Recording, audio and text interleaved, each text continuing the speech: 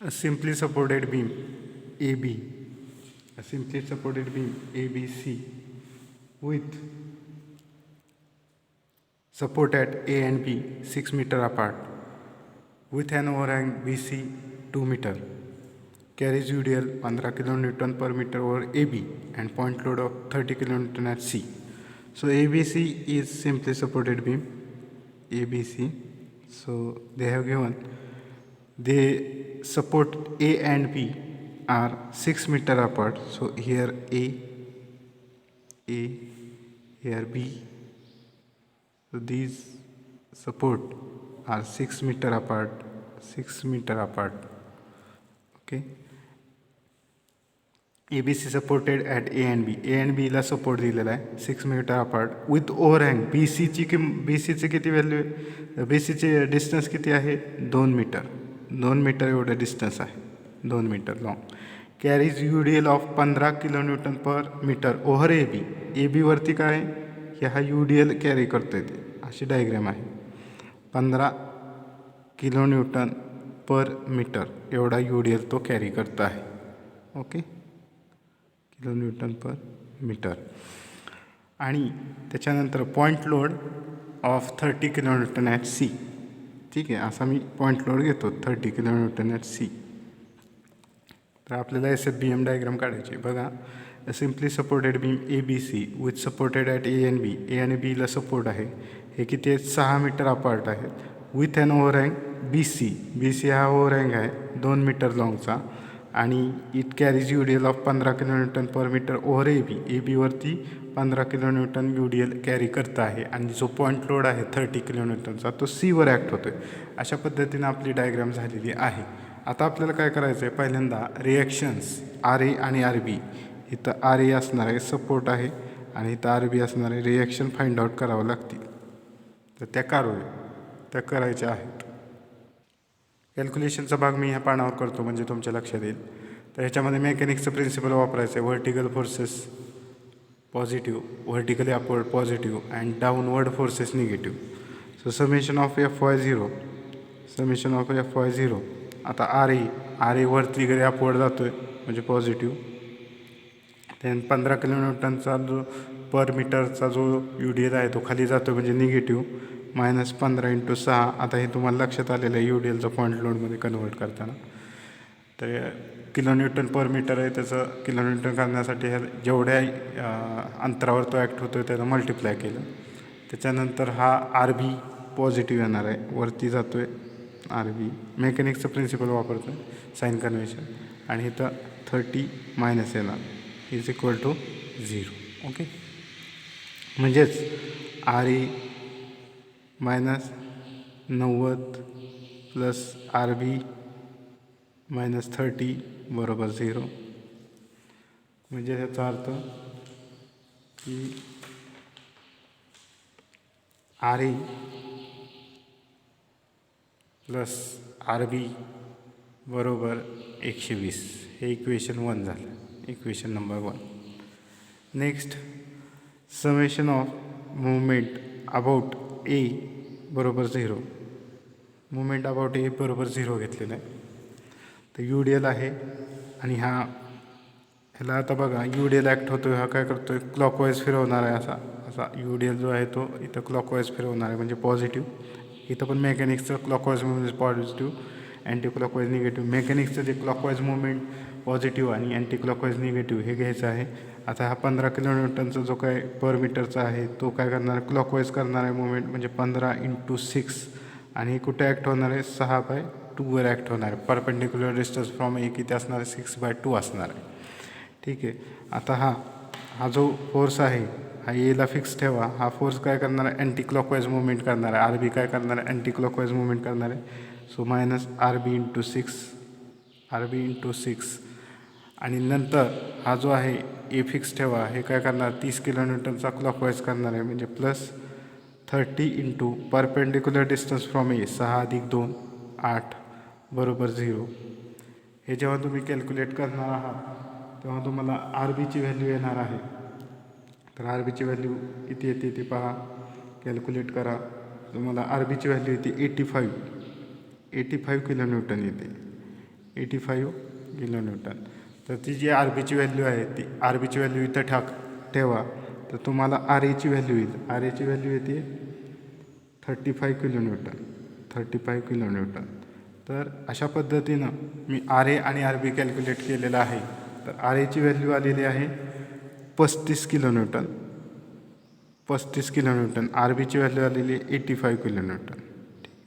85 kilonewton अशी value आलेली आहे. नेक्स्ट आपल्याला काय करायचं आहे, आता आपल्याला एस एफ कॅल्क्युलेट करायचं आहे. एस एफ कॅल्क्युलेट आपल्याला करायचं आहे. त्यासाठी आपण काय करूया, तर एस एफ कॅल्क्युलेट करण्यासाठी आपण ह्याला सेक्शन करूया. इथं एक सेक्शन घेऊया, इथं एक सेक्शन घेऊया, इथं एक सेक्शन घेऊया, इथं एक सेक्शन घेऊया. आपण जसं नेहमीप्रमाणे करतो तसं आता आपण एस एफ कॅल्क्युलेट करणार आहोत. S F at C. S F at C. Okay. S F at C बघा, सीच्या उजव्या साईडला ही सेक्शन लाईन आहे. त्याच्या उजव्या साईडला डाऊनवर्ड फोर्स आहे, म्हणजेच पॉझिटिव्ह 30 किलो न्यूटन येणार आहे. S F at C positive 30 kilonewton येणार आहे. S F at B just right साईडला बघा, या बीच्या राईट साईडला ही सेक्शन लाईन आहे. ह्याच्या उजव्या साईडला कुठला फोर्स आहे, 30 किलो न्यूटन. तो डाऊनवर जातो म्हणजे पॉझिटिव्ह येणार आहे. ठीक आहे. Next S F at B left. S F at B left. तर बीच्या लेफ्टला ह्याच्यात दोन फोर्सेस आहेत. 85 जो ह्या सेक्शन लाईनच्या उजव्या साईडला अपवर्ड जातो म्हणजे निगेटिव्ह, आणि ह्या डाऊनवर्ड जातो म्हणजे पॉझिटिव्ह. म्हणजे -85 + 30 म्हणजे किती येतं आहे पहा, तर हे येतं आहे -55 kilo newton. Okay. Next S F at A. ठीक आहे. एस एफ ॲट ए, तर हा 15 किलो न्यूटनचा डाऊनवर्ड फोर्स आहे म्हणजे पॉझिटिव्ह, म्हणजे किलो न्यूटन पर मीटरचं करूया 15 × 6. ओके. पॉझिटिव्ह आला. त्यानंतर हा सेक्शन लाईनच्या उजव्या साईडला हा व्हर्टिकली अपवर्ड जातो आहे म्हणजेच निगेटिव्ह 85.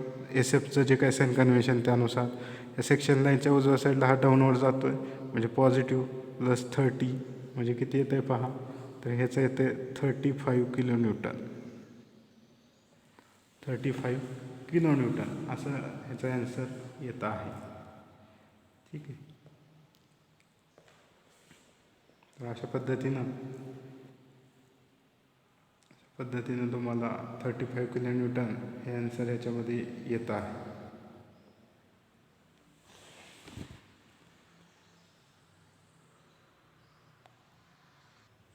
तर अशा पद्धतीनं आपण ह्या व्हॅल्यू काढलेल्या आहेत. मग आपल्याला काय करायचे, एस एफ डायग्राम काढायचे आहे. एस एफ डायग्राम काढण्यासाठी मी काय करतो, ए बी आणि सी ह्याच्यातनं आपण एक अशा व्हर्टिकल लाईन काढूया. ठीक आहे. आता बघा, S F at C, F C उत्तर आलेलं आहे 30 kilonewton. S F at B right जे आहे ते 30 किलो न्यूटन आहे. S F at B left हे -55 आलेलं आहे. आणि एस एफ ॲट ए आपल्याला आलेलं आहे 35 किलो न्यूटन. तर आपण ह्याच्यानुसार बेसलाईन एक काढूया. ही बेसलाईन काढलेली आहे. आता सीला किती आलं आहे 30, इथं 30 आलं आणि पॉझिटिव्ह असल्यामुळं बेसलाईनच्या वरती 30 किलो न्यूटन आलेलं आहे. बीला 30 आणि 55 आलेलं आहे म्हणजे 30ला 30, ह्याच्यामध्ये कुठलाच लोड नाही म्हणजे हे असं लाईन येणार आहे. हा पॉईंट लोड असल्यामुळे असं व्हर्टिकली लाईन आली. ठीक आहे. ही लाईन आलेली आहे. नेक्स्ट गिरवायचं नाही आहे, एकदाच काढायची लाईन जस्ट. आणि दुसरं ॲन्सर बीचं काय आलं आहे -55. -55 म्हणजे कुठं असणार आहे, इथं पण बेसलाईनच्या खाली असणार आहे. मग मी इथं काढतो असं, इथं -55. एला काय आलं आहे 35. एला परत काय आलं आहे 35 आलेलं आहे. एला इथं 35 आलेलं आहे, 35. मग हा UDL असल्यामुळं मी हे तिरकं जोडतो असं. ठीक आहे. आरेमुळं असं व्हर्टिकल आहे. तर आपलं जे एस एफ डायग्राम आलेली आहे, एस एफ डायग्राम अशी आलेली आहे. हे ओव्हरहँगचा प्रॉब्लेम आहे. ओव्हरहँग इकडं ओव्हरहँग आहे एक, त्याचा प्रॉब्लेम मी घेतो आहे, तर नीट लक्ष द्या.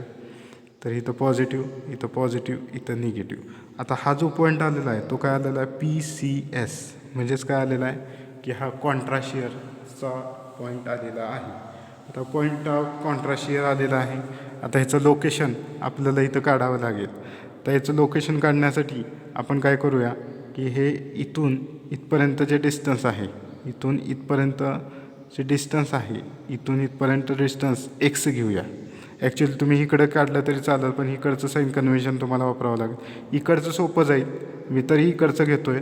ॲक्च्युली इकडचं एक्स घेऊन डिस्टन्स तुम्हाला सोपं जाईल, पण मी इथलं एक्स डिस्टन्स घेतो आहे. ठीक आहे, मी एक्स डिस्टन्स घेतलं. मी आता सिम्प्लिफाय करतो जेणेकरून एक्स डिस्टन्स आपल्याला काढता यावं. तर मी काय करतो, या PCSमधनं अशी एक व्हर्टिकल लाईन काढतो आणि ही कुठे येतं आहे बघा, इथं येतं आहे. इथं पॉईंट येतो आहे, म्हणजे कॉन्ट्रा शेअरचा पॉईंट इथं येतो आहे. तर मी हे सिम्प्लिफाय केल्याच्या नंतर मी तुम्हाला इथं डायग्रॅम दाखवणार आहे कशी आहे. बघा हा पॉईंट मी इकडं बेंडिंग मुवमेंट काढण्यासाठी इथं आपल्याला हा पॉईंट ऑफ कॉन्ट्रा शेअर हा सीपासून किती अंतरावर आहे हे काढायचं आहे. त्यासाठी मी हे डिस्टन्स किती घेतलेलं आहे, एक्स डिस्टन्स घेतलेलं आहे. मग मी इथं प्रोजेक्ट केलं तर इथं पॉईंट येतो आहे पॉईंट ऑफ कॉन्ट्रा शेअर, आणि बेंडिंग मुवमेंट PCSची काढावं लागते म्हणून इकडं मी ट्रान्सफर केलेलं आहे. तर अशा पद्धतीनं आपण पाहूया की पॉईंट ऑफ कॉन्ट्रा शेअरचं काय येतं आहे ते. तर मी ही डायग्राम तुम्हाला सिम्प्लिफाय करून सांगणार आहे. बघा मी सिम्प्लिफाय केलेली आहे, हीच डायग्राम इथं सिम्प्लिफाय करून सांगतो आहे म्हणजे तुमच्या लक्षात येईल. हा पॉईंट ऑफ कॉन्ट्रा शेअर इथं आलेला आहे. ह्याच्या उजव्या साईडचं मी असे डायग्राम काढलेली आहे, तुम्हाला लक्षात येईल. तर इथून हे डिस्टन्स एक्स मानलं आहे 30पर्यंत. इथून हे 30 kN डिस्टन्स एक्स मानलं आहे. इथून हे 2 आहे, मग हे किती राहील, x-2. आता बघा हा जो सेक्शन लाईन आहे ह्याच्या उजव्या साईडला आपण जो शिअर फोर्सचं साईन कन्व्हेन्शन वापरतो, उजव्या साईडला डाऊनवर्ड असेल तर पॉझिटिव्ह, अशा पद्धतीनं आपण साईन कन्व्हेन्शन वापरायचं आहे. आणि ह्या सेक्शन लाईनच्या उजव्या साईडला अपवर्ड असेल तर निगेटिव्ह, हे साईन कन्व्हेन्शन आपण वापरणार आहोत. बघा हे पहिल्यांदा UDL घेऊया. UDL काय, उजव्या साईडला हा ह्या सेक्शन लाईनच्या उजव्या साईडला हा डाऊनवर्ड जातो आहे, म्हणजेच 15, आणि त्याच्यातलं डिस्टन्स तो किती अंतरावर आहे तर x-2 अंतरावर आहे. 15 × x-2.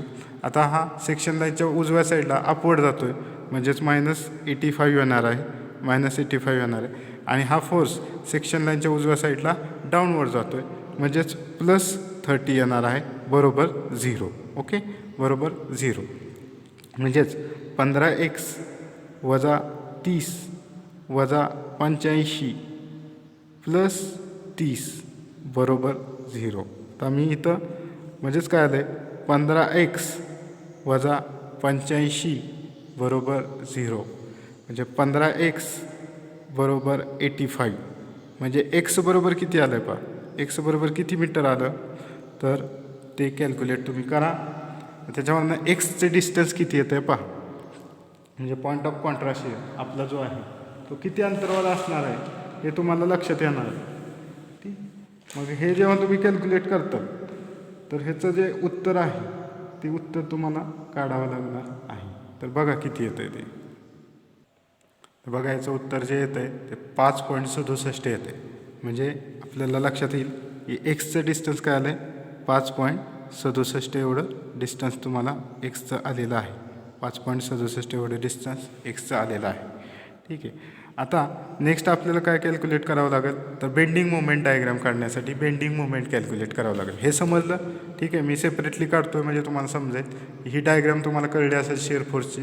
त्याच्यावरनं PCS, आता हे सीपासून हा PCS किती आहे तर हे करण्यासाठी मी इथं सिम्प्लिफाय केलेलं आहे. बघा हा C पॉईंट आहे, इथून हे किती आहे तर हे एक्स डिस्टन्स मानलं, मग हे इथून हे 2 आहे, म्हणजे एक्समधनं 2 गेलं तर एवढं डिस्टन्स असणार आहे.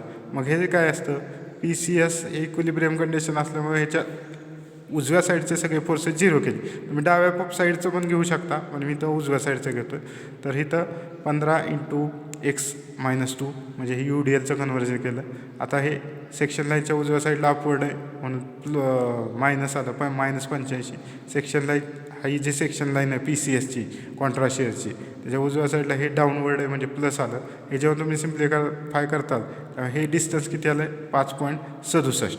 मग हे डिस्टन्स किती असणार आहे, हे डिस्टन्स किती असणार आहे 5.67 म्हणजे 5.67 - 2 म्हणजेच किती असणार आहे 3.67 एवढं डिस्टन्स इथं असणार आहे. 3.67 एवढं डिस्टन्स हे असणार आहे. ठीक, इथून हे 3.67 असणार. आता आपण काढूया bending movement. Bending movement calculate करण्यासाठी मी परत या सेपरेट पेजवर तुम्हाला बेंडिंग मुवमेंट दाखवणार आहे कसे कॅल्क्युलेट होते ते तुमच्या लक्षात येईल.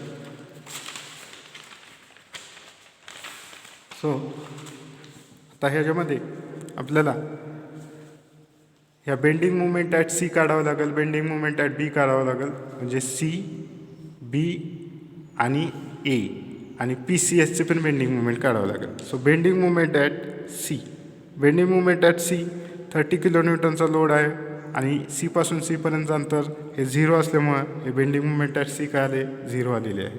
Next bending movement at B, bending movement at बी.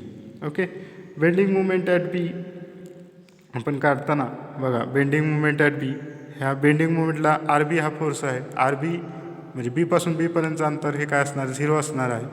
तर म्हणून हे 0 आलं. आणि ह्याच्या उजव्या साईडला कुठला फोर्स आहे 30 किलोन्यूटन. हा काय करतो आहे हॉगिंग करतो आहे, हा खाली ढकलतो आहे म्हणजे निगेटिव्ह येणार आहे. तर 30 इंटू परपेंडिक्युलर डिस्टन्स ह्याचं किती आहे 2, म्हणजेच मायनस हॉगिंगमुळं, कारण हे हॉगिंग करतं आहे खाली ढकलतं आहे म्हणजे निगेटिव्ह आलं. बेंडिंग मुवमेंटच्या साईन कन्व्हेन्शननुसार hogging negative. 30 into perpendicular distance from B हे 2 आलं, म्हणजेच हे किती आलं -60 किलोन्यूटन मीटर आलं. Bending movement at B -60 kilonewton. आता bending movement at PCS, point of contrast. बघा पॉईंट ऑफ कॉन्ट्रास्ट ह्याच्यामध्ये बघा तुम्हाला लक्षात येईल की पहिल्यांदा आपल्याला आत्ता मी जशी डायग्राम काढली तसं तुम्हाला लक्षात येईल की ह्यामध्ये आता पॉईंट ऑफ कॉन्ट्रास्ट अबाउट जेव्हा मुवमेंट काढतो, ठीक आहे, तर हे पहिल्यांदा UDL घेऊया. UDL 15, ठीक आहे. हे काय करतं आहे, हे काय करतं तर हॉगिंग करतं आहे, म्हणजे -15 इंटू 3.67 इंटू हे कुठं ॲक्ट होणार आहे तर 3.67च्या निम्म्या अंतरावर ॲक्ट होणार. 3.67/2. ओके, हे झालं UDLचं. आता हे काय करतं आहे सॅगिंग करतं आहे. हे काय करतं RB सॅगिंग करतं आहे. Plus 85 into perpendicular distance from PCS किती येते 3.67. ओके, आता हे काय करतं आहे हॉगिंग करतं आहे म्हणजे -30 इंटू 5.30 इंटू 5.67 या PCSचं ह्याच्यापर्यंतचं अंतर.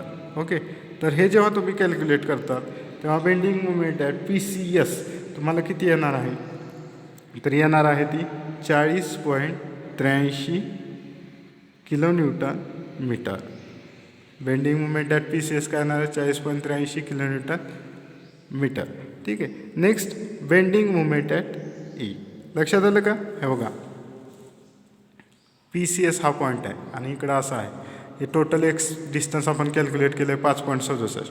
मग 5.67मधनं 2 गेले हे किती राहिलं तर 3.67.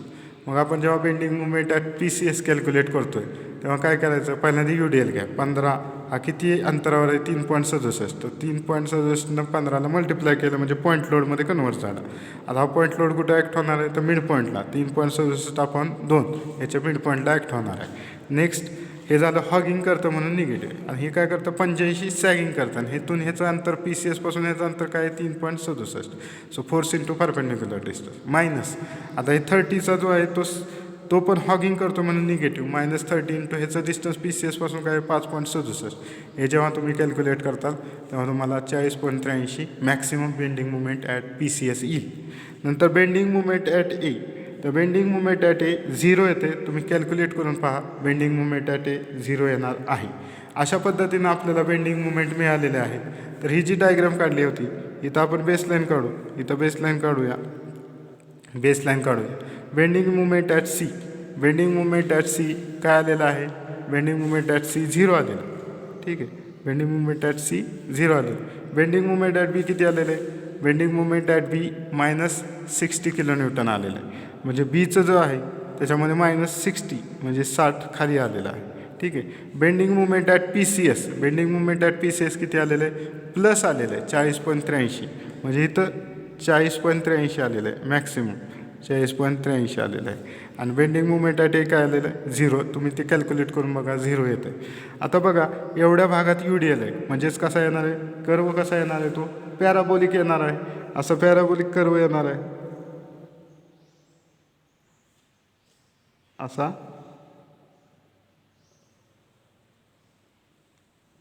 पॅराबोलिक कर्व येणार आहे.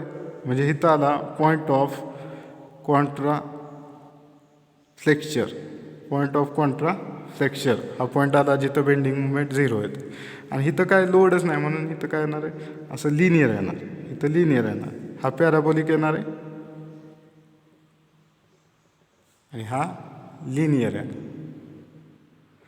आता एक लक्षात घ्या की हा पॉईंट ऑफ कॉन्ट्रा फ्लेक्चर ह्याचं डिस्टन्स आपल्याला हे पॅराबोलिकच आहे. ह्याचं डिस्टन्स आपल्याला हे पॅराबोलिक आहे. हे पॅराबोलिक आहे. हा पॅराबोलिक कर्व आहे असा आणि इथं 0. ठीक आहे. तर हे झालं बेंडिंग मुवमेंट. हा बेंडिंग मुवमेंट काढलं. आता आपल्याला काय करावं लागेल की ह्याचं डिस्टन्स हे आपण x1 मानू. ह्याचं डिस्टन्स x1 मानू. हे x1 डिस्टन्स आपल्याला पॉईंट ऑफ कॉन्ट्राफ्लेक्शरचं घ्यावं लागतं. आता तुम्ही म्हणता सर इकडून का घेतलं आहे, इकडून का घेतलं नाही, तर इकडून घेऊ शकता तुम्ही, पण ते फार कॉम्प्लिकेशन होईल. ते कॉम्प्लिकेटेड फार होतं. कारण का इथं एक तर ओव्हरहँग आहे. ओव्हरहँग असल्यामुळं इथं लोड जो आहे तो सेपरेट 30 kN लोड आहे. तो ओव्हरहँग असल्यामुळं तिथं परत कॉम्प्लिकेशन होतं. म्हणून आपण सपोर्टपासूनच ओव्हरहँगपासून घेतलं नाही, सपोर्टपासूनच आपण काय घेतलं आहे, x1 डिस्टन्स घेतलेलं आहे. x1 डिस्टन्स घेतलेलं आहे. आतून ते काढायचं आहे. ते कसं काढायचं ते आपण पाहणार आहोत. आता हे काढण्यासाठी मी हा जो पॉईंट आहे तो वरती ट्रान्सफर करतो. सरळ इथं येतो आहे. पहा इथं पॉईंट येतो आहे. हा पॉईंट ऑफ कॉन्ट्राफ्लेक्शन इथं पॉईंट येतो आहे. आणि इथून हे डिस्टन्स मी x मानलं आहे. आता मी इकडं सुद्धा x1 मानू शकतो, पण हे कॉम्प्लिकेशन होतं आहे. आपल्याला फार कॉम्प्लिकेटेड तुम्ही करून बघा. हे कॉम्प्लिकेटेड होतं म्हणून मी इकडची साईड कन्सिडर करणार आहे. मला जे सोपं पडतं ते कन्सिडर करणार आहे. इकडची साईड कन्सिडर करणार आहे. म्हणजे बघा, तर ह्याच्यामध्ये x1 डिस्टन्स काढण्यासाठी आपल्याला बेंडिंग मुवमेंटचंच कन्सिडरेशन करायचं आहे. बघा इथं RA आहे. हा 35 kN RA आहे. RA. ठीक आहे. नेक्स्ट इथं आपल्याला असा UDL आहे 15 kN/मीटरचा. हा पॉईंट ऑफ कॉन्ट्राफ्लेक्ट PCF पॉईंट आहे आपला सपोज. ठीक आहे. आता ह्याच्यामध्ये कुठलाच लोड नाही आहे. ठीक आहे. मी इकडे घेतलं असतं तर मग काय झालं असतं, हा UDL आला असता, परत पॉईंट लोड आला असता, परत हा पॉईंट लोड आला असता, मग ते कॉम्प्लिकेशन वाढलं असतं. म्हणून माझ्या कन्व्हिनियंटनुसार मी काय केलं, इकडून हे डिस्टन्स घेतलं म्हणजे मला सोपं पडेल. ठीक आहे. आता हे जे डिस्टन्स आहे ते मी x1 मानलं आहे. ठीक आहे. आता मी काय करणार आहे, तर बघा या PCFच्या अबाउट मुवमेंट घेणार आहे, बेंडिंग मुवमेंट. आता बेंडिंग मुवमेंटमध्ये हे काय करणार आहे बघा, हे सॅगिंग करणार आहे. म्हणजे हे काय करणार आहे बघा, हे जर फिक्स केलं तर हे जर PCS फिक्स असेल तर हे काय करतं आहे, तर हे तुम्हाला लक्षात येत असेल की इथं हे सॅगिंग करतं. ठीक आहे. UDL हे काय करतं आहे, हे पॉईंट लोड काय करतं आहे, सॅगिंग करतं. UDL काय करतं आहे, हॉगिंग करतं आहे. बघा हे PCF हा इथं फिक्स ठेवला आणि मी इकडं केलं 35चा, तर हे काय करतं आहे, सॅगिंग करतं आहे. आणि हा जो आहे UDL हा काय करणार आहे, हॉगिंग करणार आहे. ह्याला खाली ढकलणार. ठीक आहे. आता इथं अँटी क्लॉकवाईज धरू नका, हॉगिंग सॅगिंग धरा, नाही तर कन्फ्युजन होईल. बघा हा जो PCF आहे हा मी असं करतो, इथं पॉईंट लोड ॲक्ट केला तर ते खाली ढकलतं म्हणजे हॉगिंग करतं म्हणजे निगेटिव्ह UDL. आणि हा पॉईंट लोड काय करतं आहे, वर उचलतं म्हणजे सॅगिंग करतं म्हणजे पॉझिटिव्ह. म्हणून मी काय करतो, PCF जे आहे बेंडिंग मुवमेंट ॲट PCF बरोबर 0, कारण तिथं 0 आलेला आहे. मग ह्या साईडचे डाव्या साईडचे, आत्तापर्यंत आपण डावी साईड कधी वापरली नाही, पण ह्यात वापरतो कारण कन्व्हिनियंटसाठी. मग ह्याच्यामध्ये थोडंसं उलटं असतं, उजव्या साईडचं उलटं, डाव्या साईडचं साईन कन्व्हेन्शन असतं. तर ह्याच्यामध्ये बघा की पहिल्यांदा UDL घेऊया. UDL काय करणार आहे, तर ह्याला खाली ढकलणार आहे. जेव्हा खाली ढकलतं तेव्हा हॉगिंग होतं. ठीक आहे. हे काय करतं, खाली ढकलतं म्हणजे हॉगिंग करतं म्हणजेच निगेटिव्ह. आणि हे काय करतं, वर उचलतं म्हणजे सॅगिंग करतं म्हणजे पॉझिटिव्ह. एवढं लक्षात ठेवा. अँटी क्लॉकवाईज लक्षात ठेवू नका. तर इथं काय येणार आहे, तर पहिल्यांदा 35 घेऊया. 35 काय करतं आहे, 35 हॉगिंग सॅगिंग करते, 35 वर उचलते सॅगिंग करते म्हणजे पॉझिटिव्ह.